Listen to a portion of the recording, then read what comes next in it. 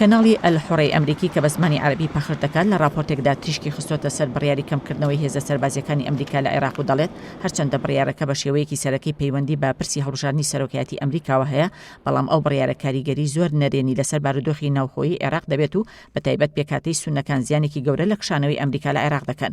لەو بارەیەوە کەناڵی ئەلحوڕە لە زاری کۆمەڵێک چاودێری سیاسی و شارەزای ئەمنی و سەربازی و ئاماژی بۆ داوە هەرچەندە پاشەکشەکردنی هێزەکانی ئەمریکا لە عێراق زیاتر بێت، دەسەڵاتی گروپە چەکدارەکانی شیعە مەزهەب زیاتر دەبێت کە دوجار ئەوەش کاریگەری نەرێنی لەسەر ئاسایش و سەقامگیری عێراق دەبێت ئەوەشیان خستەڕوو.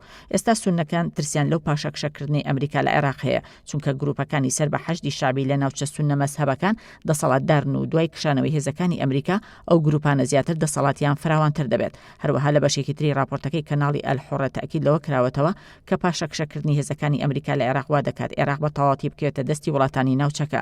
هەر بۆیە ئەو پاشەکشەکردنە دژی خواستی کورد و سونەیە و ئەو دوو پێکاتەی عێراقیش چەندین جار تاکیدیان لە گرنگی مانەوەی هێزەکانی ئەمریکا لە خاکی عێراق کردوێتەوە. هەر لە راپۆرتەکەدا ئەوەش خراوەتە ڕوو کە کەمکردنەوەی هێزە سەربازیەکانی ئەمریکا لە عێراق هەلێکی زیاتر بۆ لایەنە شیعەکان دەرەخسێنێت بۆ ئەوەی تەواوی دامەزراوە سەربازی و ئەمنی و داراییەکانی وڵات کۆنتڕۆڵ بکەن. بەوەش جارێکی تر کورد و سونەکان پشتگوێ دەخرێن و هاوکات دووریش نییە جەنگ و پێکدانی تونند لە نێوان سونە و شیعە لە ناوچە سونە نشینەکان ڕووبدات.